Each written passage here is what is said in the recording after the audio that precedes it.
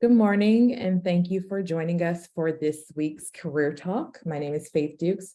I'm Director of Programs here, K-12 programs here at Berkeley Lab.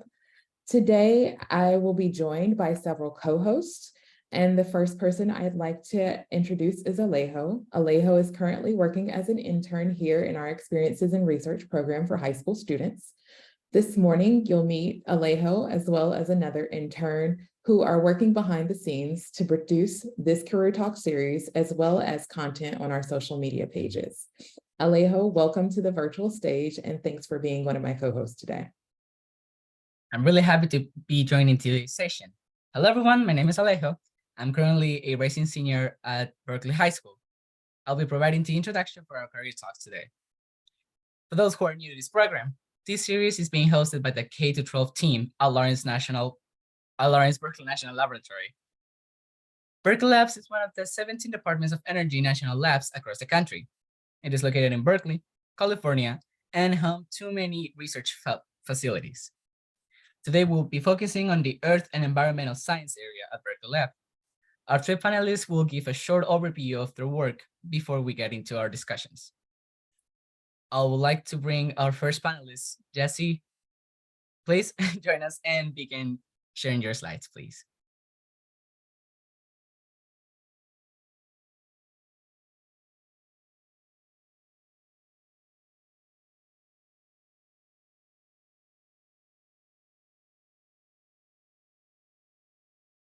Hi, Jesse, would you mind unmuting yourself?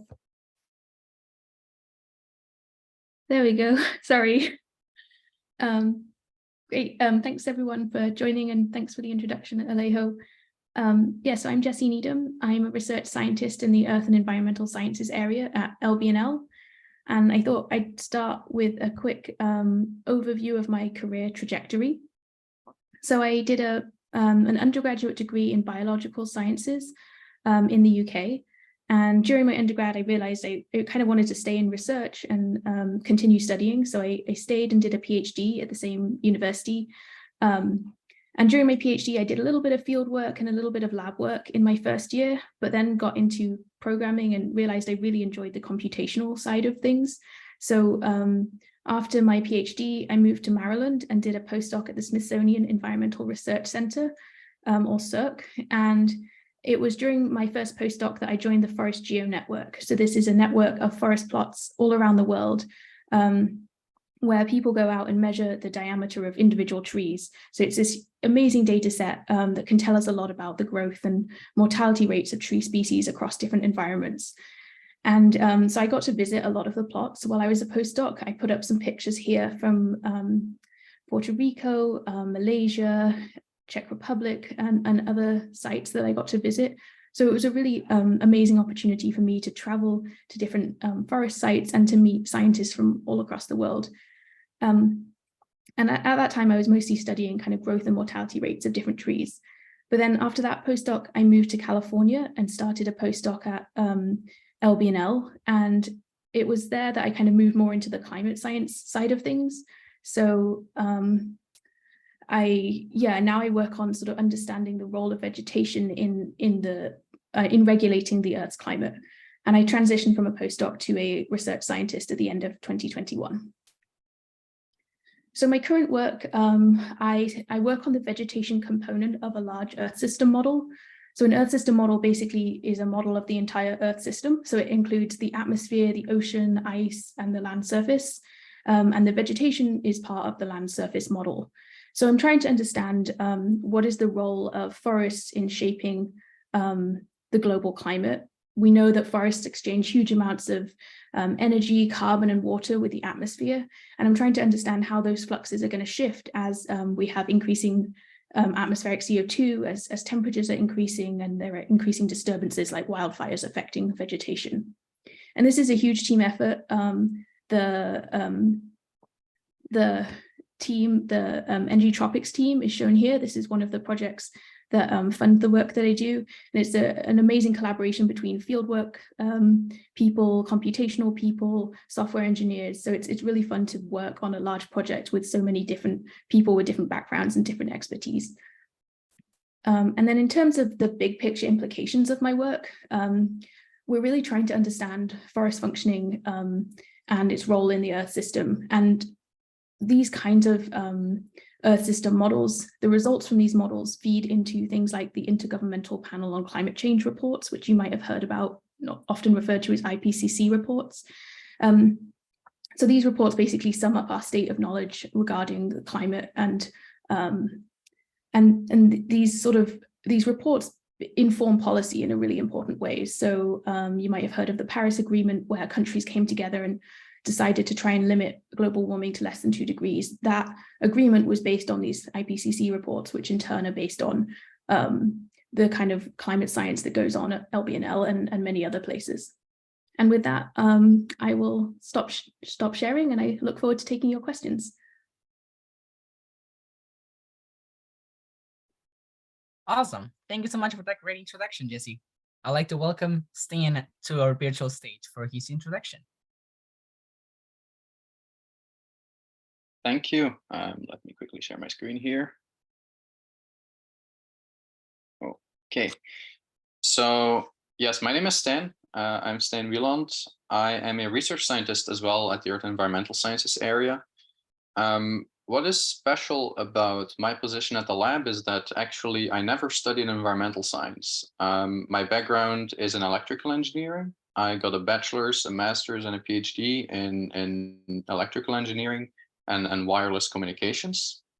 But then after my PhD, I started a postdoc, came to Berkeley, and got in touch with a lot of different fields. And then basically I started at Berkeley lab at the Earth and Environmental Sciences area. And so how did that happen? Basically, I had done a lot of research in electrical engineering, but I wanted to do something that was really applied and that was actually going to be used by a lot of people, because of a lot of research that's being done is actually not ending up being used. So I found it very interesting to apply my knowledge basically in the domain of earth and environmental sciences. And I can explain a little bit on what I do at the lab here. So basically this picture helps me explain how my research in electrical engineering fits into the earth and environmental sciences. So the earth scientists at the lab, they try to understand a lot of very complex processes in, for example, mountainous watersheds like you see on this picture here. There's a lot of things happening. There's atmospheric things, there's hydrological things that you want to learn about, there's vegetation things going on, and you want to measure everything. You want to make sure that you capture all the small things that happen here. There's sublimation of snow, there's rain, there's snow, there's evapotranspiration of plants, and all these things you want to measure, so you need sensors. And that's basically where my role is in the project. Current sensor systems, they're limited in what they can measure. So what I work on is very dense sensor networks, basically, with specialized sensors that can measure really every little thing in the field at a very high resolution. And so we build sensor networks in the mountains, for example. And so, yeah, that's basically my role at the lab. So here's an example of a sensor system that I worked on. So it's a temperature probe that has a lot of sensors in a very thin tube. And then there's a data logger. And as you can see, it's all electronics, right? It's you wouldn't immediately think of environmental sciences if you see a picture like this. But then once we start applying this, we actually go out to the field, which is in Alaska, for example. We have a field site in Nome, Alaska, where we put sensors in the soil and above the snow to measure snowpack, to measure deformation of the earth as the permafrost is melting. We measure the temperature of permafrost, for example. We measure temperature of underground water flows. And so that's actually a way how I also get to participate in this environmental research. Is I basically join the scientists when they install these sensors in the field. And when they install these sensors in the field, what is very interesting for them is also to connect all those sensors wirelessly and have them connected to the lab. So that's another effort that I'm involved in. we are actually connecting our field sites in real time with our supercomputers at the lab. So you can see here in the picture, we have our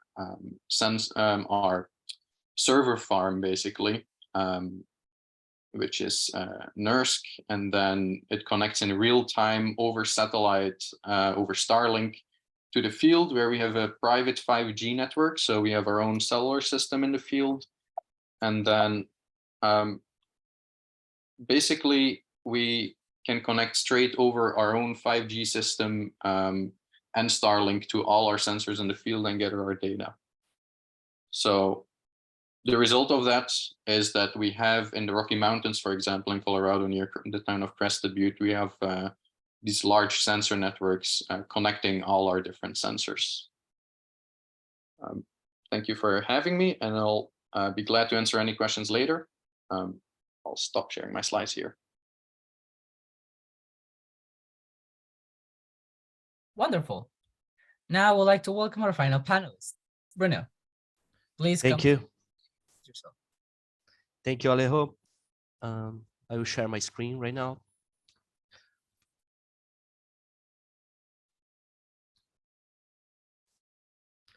So good morning for you all. My name is Bruno Jimenez. I'm currently a postdoc at University of California, Berkeley. And since my bachelor, I did the majority of my studies focus on this environment that you are seeing right now, the tropical forest ecosystems. So I did my master degree at INPA. INPA is an institution in Brazil, is the National Institute of Amazonian Research. And I did also my PhD at INPA. And after that, I joined the Energy Tropics project here. That's a huge project like with different type of researchers collaborating to study tropical ecosystems. And then I will present, the title of my presentation is this, is field work and canopy level studies in the Amazon forest. So it's this, I'm based, not right now, I'm based in Manaus, in the city of Manaus, in the middle of the Amazon forest. We call it the Central Amazon.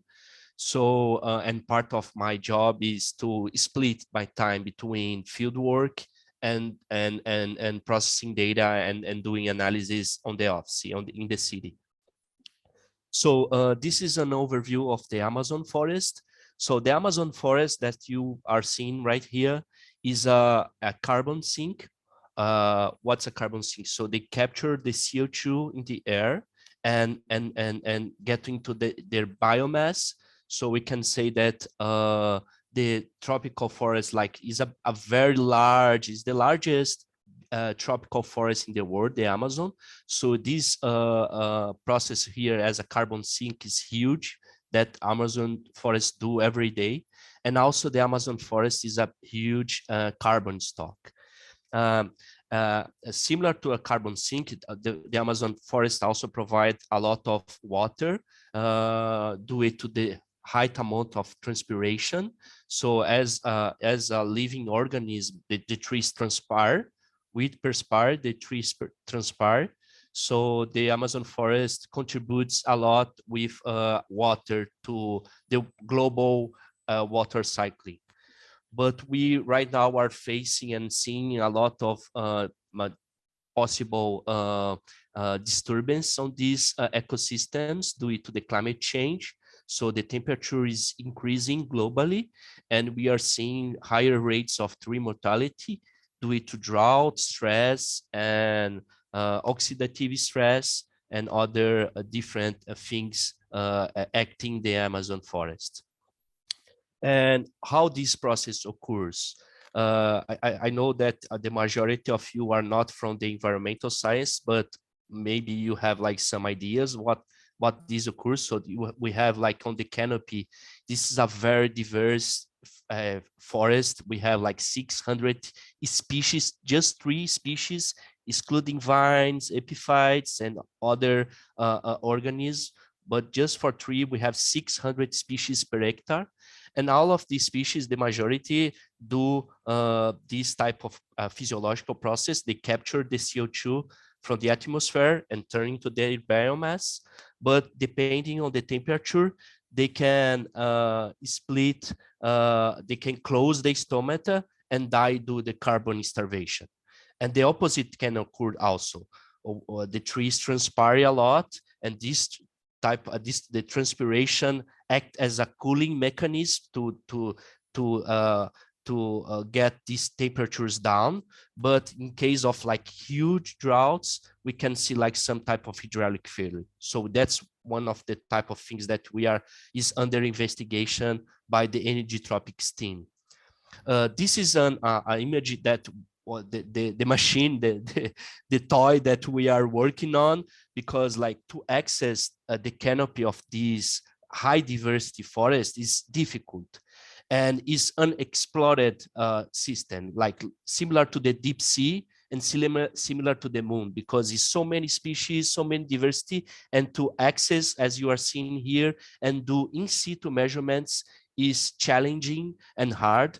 But in 2020, the Energy Tropics project sent from San Francisco this telescopic lift, and for the first time we are able to do these field experiments. So we are right now doing a bunch of these experiments, and this is very exciting for us.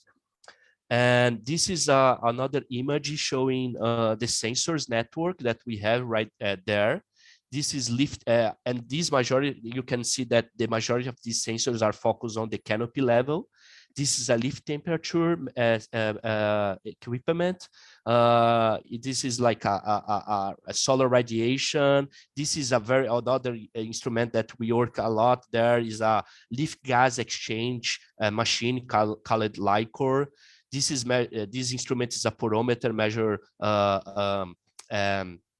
stomatal conductance, also another thermocouple that measures lift temperature. This is a sensor that measures sap velocity, that's water inside the tree, the water movement inside the tree, we are able to measure also. And this is another part, the field work is exciting. And also when you come back to the office and start to processing the data, it's also very exciting. And you start to see some patterns and correlate some variables and try to answer some questions and try to test some hypotheses. And on the y-axis here, you see the sap velocity, that's the water movement inside the tree, the lift temperature in red, the sap velocity in blue, and a time series of that. So we are able to construct this type of time series and see these correlations between these two variables, and also do scatter plots and see like this is a hysteresis pattern and see another phenomenon that we are able to see in other areas. And we are also able to see on the environmental science. So that's it. Thank you very much.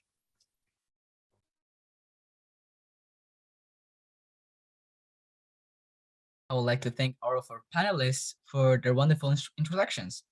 I'd like to pass it now to my co-hosts, Faith and Julia, to start our moderated panel. Thanks, Alejo, for giving us our introduction. And I'd like to invite Julia to join me as we're doing our introductions for panelists. Julia, if you want to go ahead and introduce yourself before we get started. Okay, hello, I'm Julia. I'm a rising junior at McClimas High School, and I look forward to our discussion today. I'd like to ask our panelists to join us back on the virtual stage.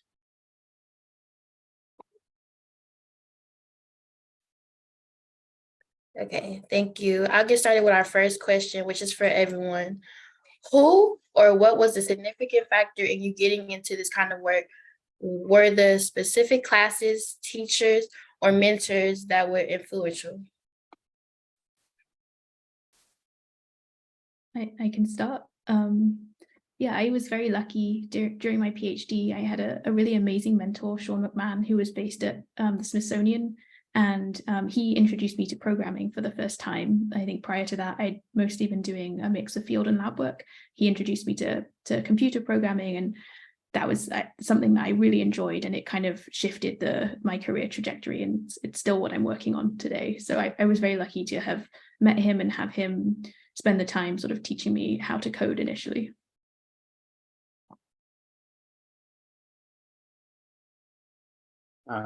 Yeah, I can also answer that question. So when I was doing a postdoc in electrical engineering, I came to UC Berkeley for a few months and actually met other researchers as well from the earth and environmental sciences. So I was still in the electrical engineering domain, but just the interactions with friends and colleagues at the university in the environmental sciences.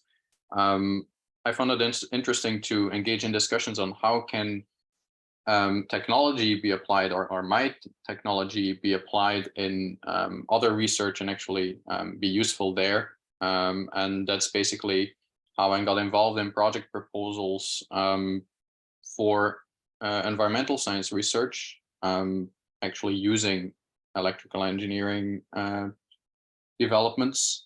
And yeah, I like that, found it very interesting. So that's how I applied at the lab and got this job in earth environmental sciences.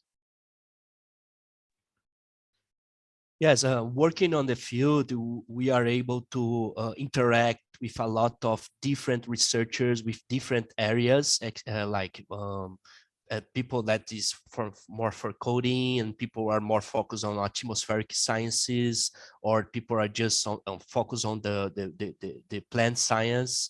And due to that, for me, it's a very rich way to increase as a person and a researcher, because it's so many people that you are able to interact and talk and discuss and talk science and discover new things, because like before before like doing my bachelor, I start to understand a little the environment.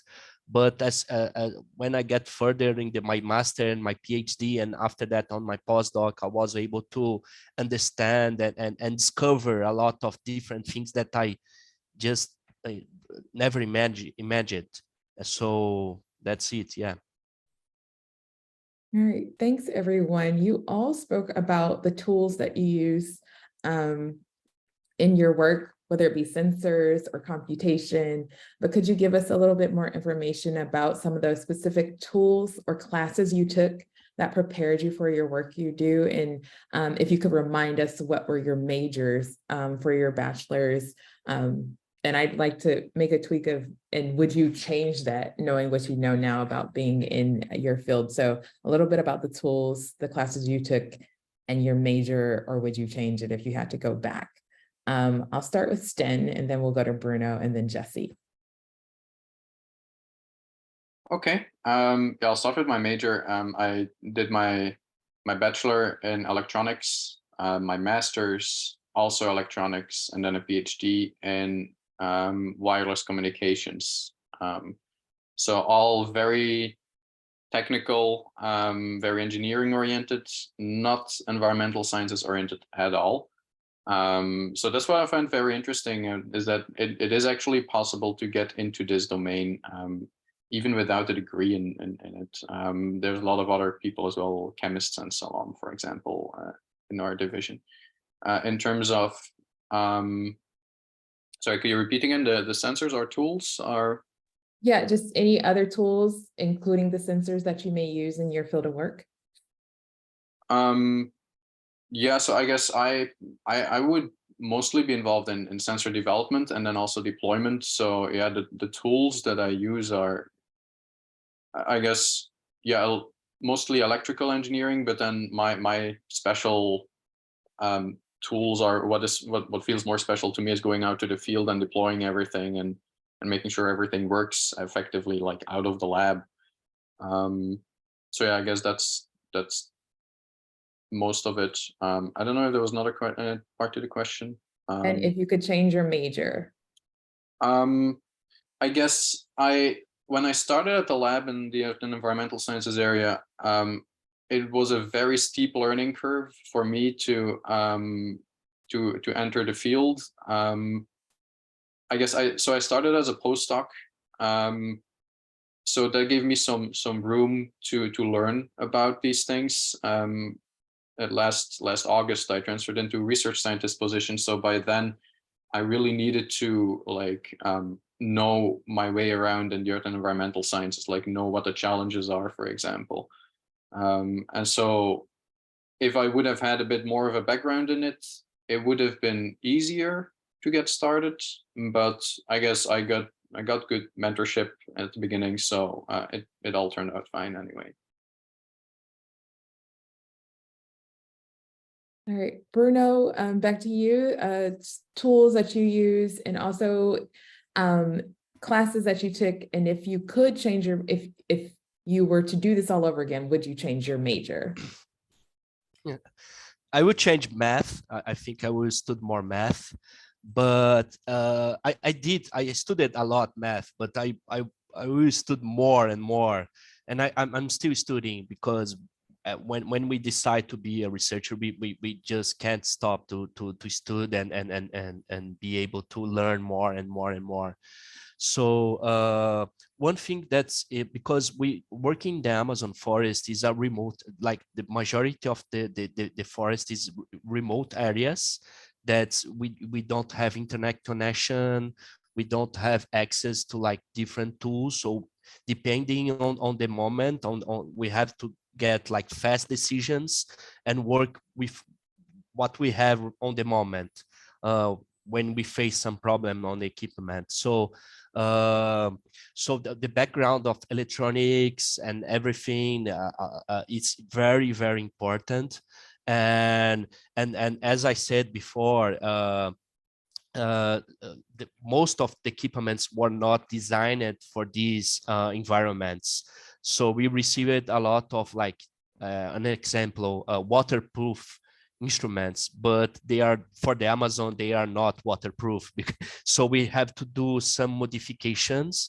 So depending on the where you are, I heard about some guys working on the Arctic and they faced the same problem. So depending on where you are working on desert, like similar desert, Arctic, or the Amazon forest, like tropical ecosystems, you always have to do some modifications and always do a type of corrections and try to deep understand like the multiple problems that can occur on this type of environments. So it's challenging, but it's awesome to have like and to work on that.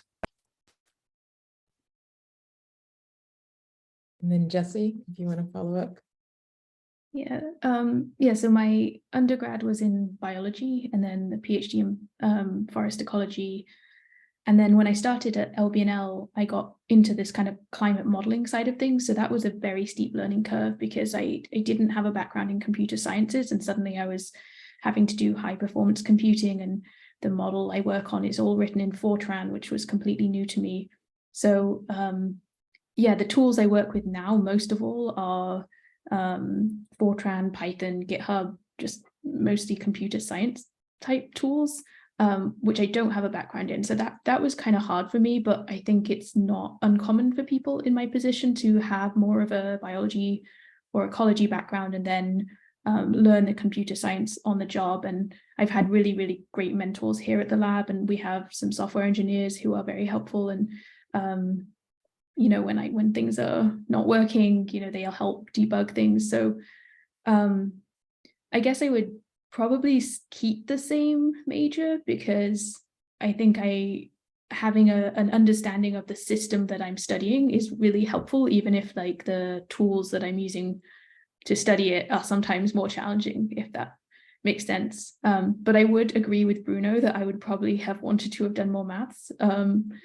Earth system models are essentially just a system of equations describing the natural world. And so a strong maths background is really, really helpful. And I did take maths kind of all through high school and a little bit in my undergrad, but I think it's such a huge part of what I do now. It would have been nice to have had more formal training in that, I think.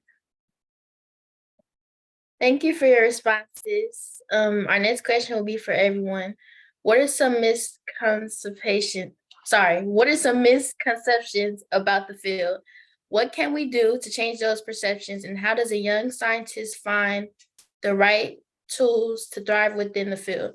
Let's start with Bruno, then Jesse, then Stan.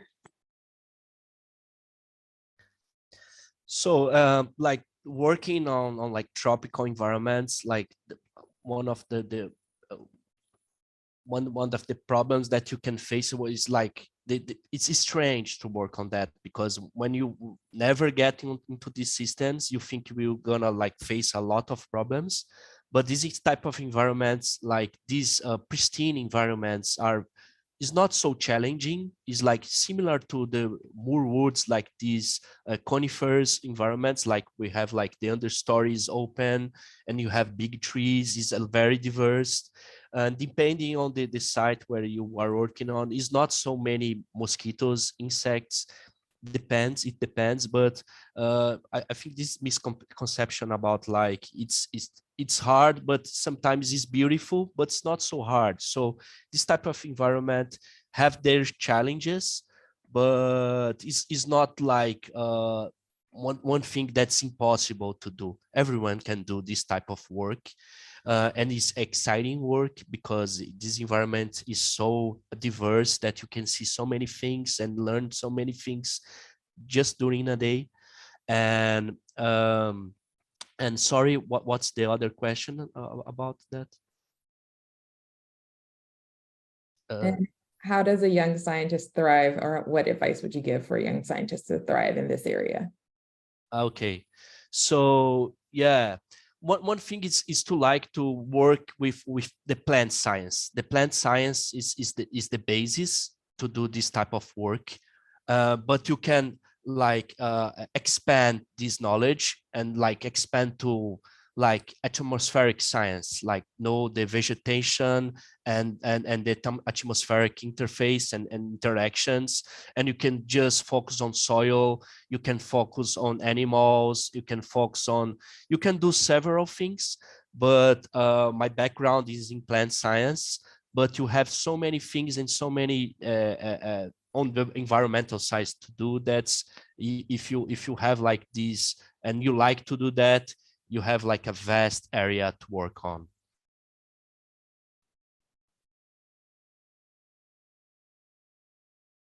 I guess I can add to that. I think for me, when I was in high school, and if someone had said, earth scientist to me, I would have assumed they meant someone who had rain boots on and was out in the field the whole time. I wouldn't have known that it was possible to be in earth and environmental sciences in a more computational role.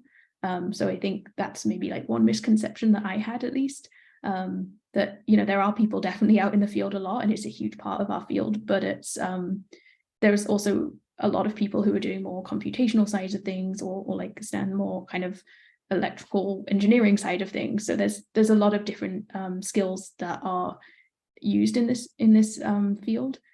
I'd say, yeah, just in terms of a young scientist thriving in this area, just like be curious. There's like so many different things to explore, and don't worry if you don't know yet like what particular thing is the most interesting to you. Just kind of like have a go at different things. I tried lab work, I tried field work, and it took me a while to kind of realize which part of the topic I was most interested in.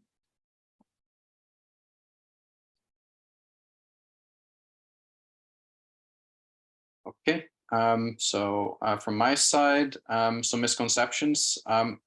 I didn't really know exactly what to expect, given my background. I had always worked in a lab basically and behind a computer, so I only had some general ideas. But I guess things that I hear from other people when they hear that I work at environmental sciences is sometimes they think that fieldwork is like vacation. That's definitely not the case. It's definitely very rewarding. Like you get to see very nice places. It's very interesting, very exciting, but you also work very hard.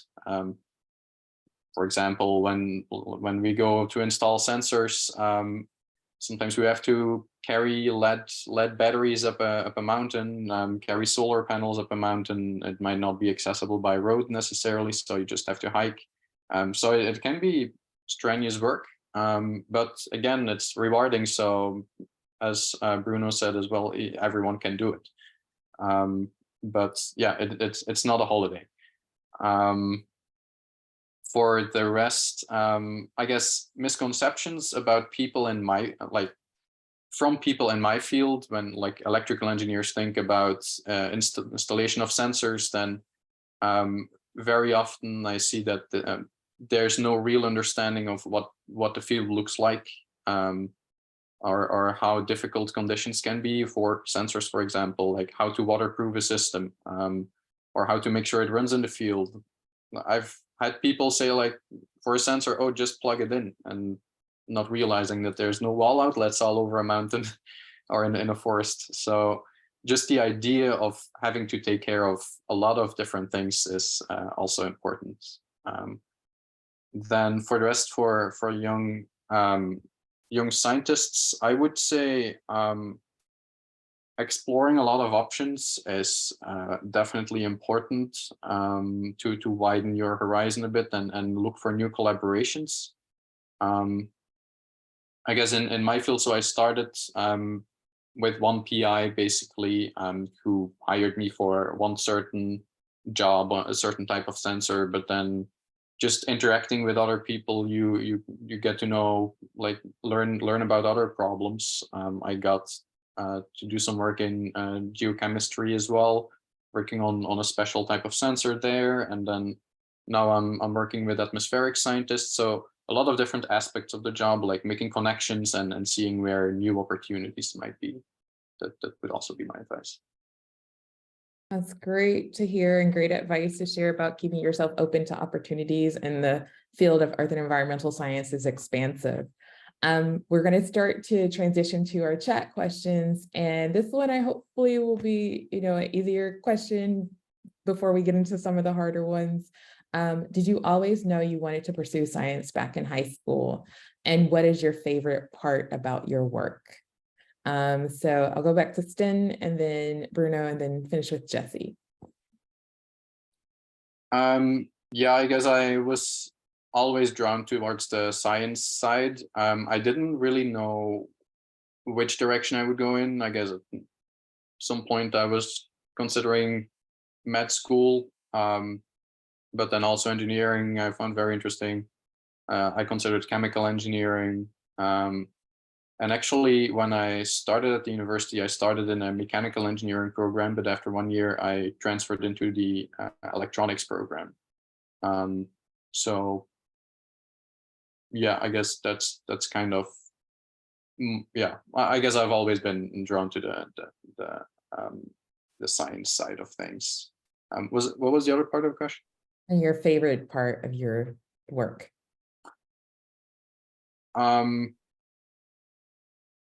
Yeah, I guess the favorite part of my work at the lab is yeah, that I get to apply my science to a new domain, yeah, to the earth environmental science, to make sure that the things that I do actually get used and make a difference. That's the nice part, I think. Bruno?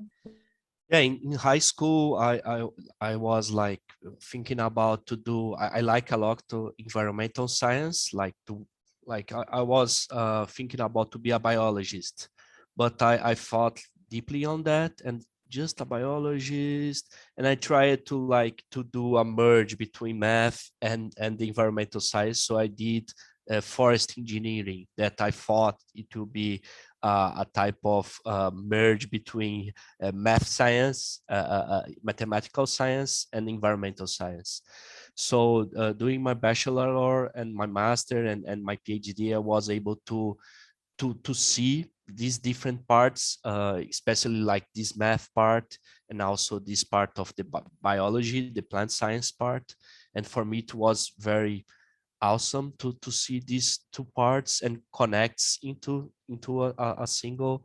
And my postdoc and my experience, year after year, I was able to improve this type of merge between math and plant science. And the second question is about yeah. The one thing that's very interesting for me and exciting is like to do a very good design of the experiment, because doing field work is not just, okay, I'll go to the field and do something there.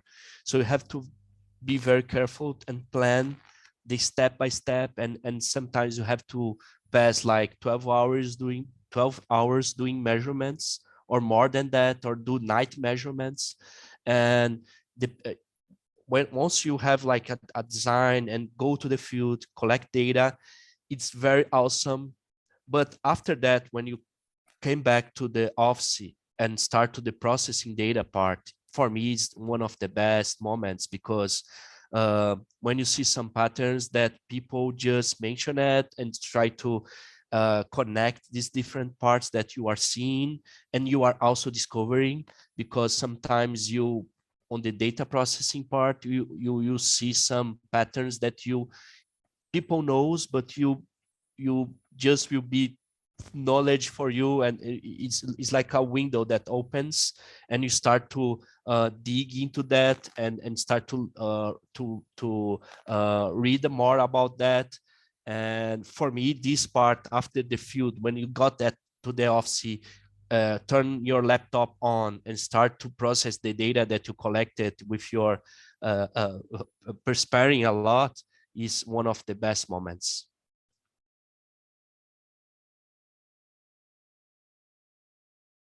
Yeah, I think I echo Bruno there, that my favorite part of the job is when when a simulation stops running, and it might have been running for a week or more, if it's like a global simulation, is to kind of open up those results and start making figures and looking at what the simulations are showing us. And that's really exciting when you see something new for the first time, and especially if you're like with other people and you're all kind of gathered around a screen looking at it and trying to figure out, oh, what does this mean, and what is this telling us that we didn't know before? That's like a really, really fun part of the job.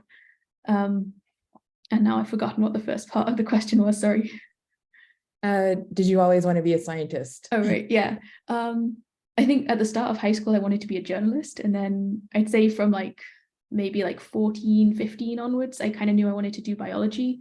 But I really thought I wanted to do sort of like cell biology and genetics. And into the start of my undergrad degree, I was mostly taking classes in sort of that very, very small scale biology. And then I was very lucky. I went on a field course when I was in my second year to Borneo, and went to a tropical forest for the first time. And then I was like, oh, I want to do ecology. I want to zoom right out and study ecosystems. So then I kind of switched a lot of my classes in my third year of my undergrad. And from then I kind of knew I wanted to do sort of tropical forest ecology. Okay, from the chat, when doing the data collecting out in the field with the equipment, is there a team whose sole purpose is to create or invent the equipment for researching teams' needs? Anyone can answer. I can take a first stab at it. Yeah, so as I already explained, I work on sensor developments. It's my main job, basically, like inventing new tools and going out for deployments. I am one of the only people doing such specific developments at the lab, though. A lot of scientists would actually, just buy sensors from certain companies. Like a lot of sensors are for sale, like they're just available commercially.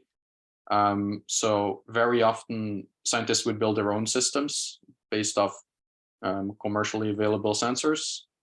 But yeah, sometimes if there's like a special case or you want to do something special, then we need to either develop a new sensor or come up with a new way of using existing sensors. For example, the probes that I showed in my talk in the beginning, like the long thin tubes that have all these temperature sensors in them. The reason why we built those, because temperature sensors already exist, but the reason why we built those is that they're very accurate and they're also very, very cheap. So by using those sensors and developing those tools ourselves, we were actually able to get thousands of these sensors in the field. Whereas if we would just go with a commercial sensor with a company, they like maybe those sensors cost like $1,000 each, and then you can only put maybe 50 of them in the field or something. So by working on those developments yourself, you're basically improving how you can acquire your data and get much richer data sets. Great. I'm going to ask another question. This is for everybody or anybody who wants to answer. We have a common theme throughout some of these questions of what's been your biggest challenge in your work so far or in your career trajectory. What's been the biggest challenge that you wouldn't mind sharing with us? Starting with Jessie. Yeah, it's a good question. I think maybe when I started at the lab and suddenly got thrown into the deep end of this large scale computing was, for me, it was very different than what I'd done before. I think up until then, during my PhD, I was working on sort of computational ecology, but it was very small scale. It was like little models that I built myself using R programming language. And then I suddenly had to learn Fortran and Python and high performance computing and GitHub sort of all at the same time. And that was hard, but it was also really, really exciting because I was really interested in the work that was being done with these Earth system models. And so I was very keen to learn, and I had a lot of good people around me who helped me with that process. That kind of had faith that I could do it. And so that was nice. It was challenging, but it was also really exciting, like learning all this new stuff. And then when I finally managed to like make my first change to the Fortran code and make a pull request on GitHub and actually run a simulation and get new results, that was kind of very rewarding, having spent time trying to learn all these new tools and then managed to get them to work. But it's still an ongoing challenge. I mean, I'm still constantly, as a computational ecologist, you're constantly running up against bugs in the code and having to fix them, and Fortran compiler issues. That's just kind of part of my day-to-day, but it's challenging, but also rewarding when you kind of overcome those challenges. Bruno, would you like to share? And then Sten? Yeah, I think the for me is like coding. I think if I have this skill, I think nowadays is one of the most important skills that you guys have to work on and be experts on that, because the world is changing so fast. Because working in tropical ecosystems and is basically work on remote areas, but this type of assumption is changing, because as Steen showed, we have right now the Starlink, so we are able to connect to do internet connection in the middle of the jungle. So the things are changing fast. The skills that just few years ago was like good skills, right now is changing a lot. So what I can say for you is like stud math, stud coding, stud like these new softwares that are coming out like Python and stud data processing, stud a lot of these type of stuffs. And but we will always have like we will always face different working on the field will be always challenging, because you have like the safety issues that you will always have to focus on. Working on heights, like to access the canopy, is not so easy to do that. But as long as you are like good with this situation, you can do several different measurements. It's hard to say like do that, because one, like in the next 5 years everything can change again. But I think we will always have to have field work, because we will always have to improve our artificial intelligence and all these things that are coming out. So yeah.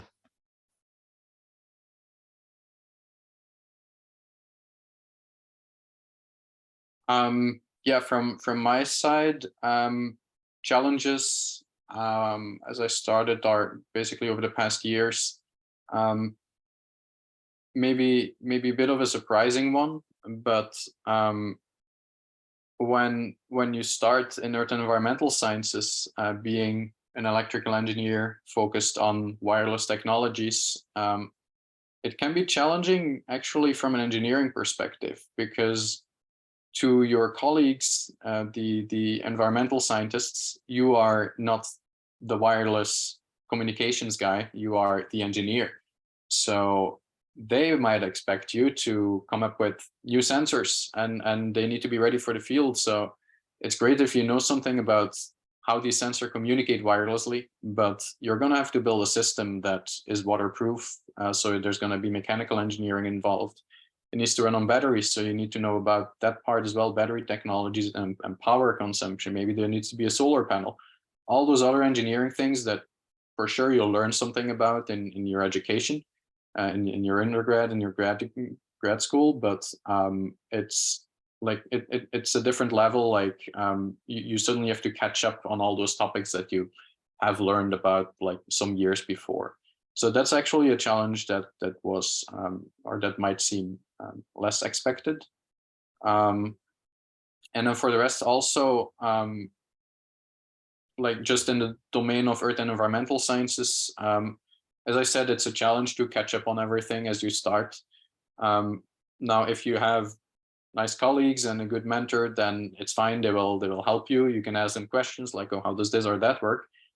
It starts to become more challenging once you have to write project proposals, for example, because then suddenly you have to appear to be the expert in whatever you're writing. And so given that all my project proposals, okay, they have very important engineering aspects to it, but they have to be applied in earth and environmental sciences. So those topics need to as well look like as if you're an expert in that field. So like you can't afford to make mistakes there. So that's definitely a challenge. You can't ask questions at that point anymore. I mean, you can always ask your colleagues to review and so on, of course, but it becomes a bit more challenging.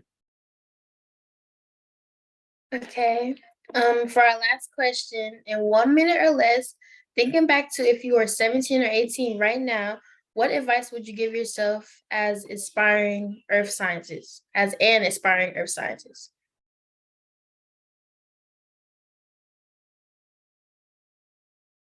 Bruno, if you want to start, and then Jesse and then Sten to end us. Just work, just choose, select the thing that you love to do, just that.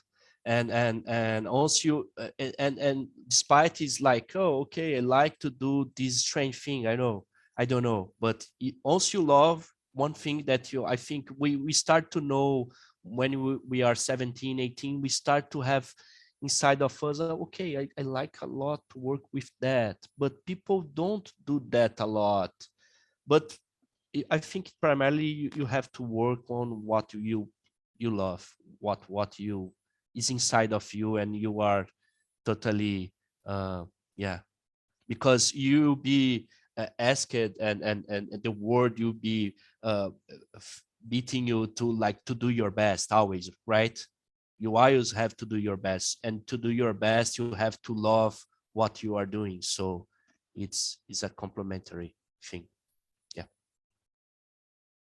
I'd say don't panic if you don't yet know exactly what you want to do. I think that when I started my PhD, I was like, oh, this is it. This is what I'm going to study now for the rest of my career. And it's not like that. People are always shifting, meeting new people, starting new collaborations, doing different things. So you can take time to explore different areas and sort of be curious and learn more. And also practice writing, because as a scientist, you're also a professional writer. Basically, you write papers. That's how you communicate your results with other scientists and with the public. So it's a huge part of the job that I didn't think about when I was kind of in high school or in my undergrad. But yeah, I'd say, yeah, just keep exploring different options, talk to different people, learn about different things, because you can always shift what you're doing, and that's okay. That's part of the job.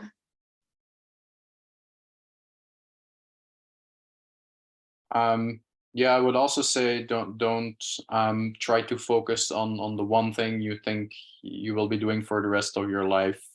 Like in my case, for example, like you don't necessarily have to focus on a certain very specific topic in wireless communications. In the end, it's good to be a specialist in a topic, but you should also keep a broad view of the rest of the world and learn about other things as well. Also from a, I guess, project management perspective, I felt very strongly when I was studying, I felt very strongly like I don't want to be a project manager or anything. I'm going to be an engineer. Well, having project management skills is very important when you are an engineer. So that doesn't mean that you have to specifically study project management, but some courses in that domain would definitely be helpful. Thanks to our panelists for joining us. And I'd like to remind everyone to join us next week, where we'll be talking to science policy experts. Have a great weekend.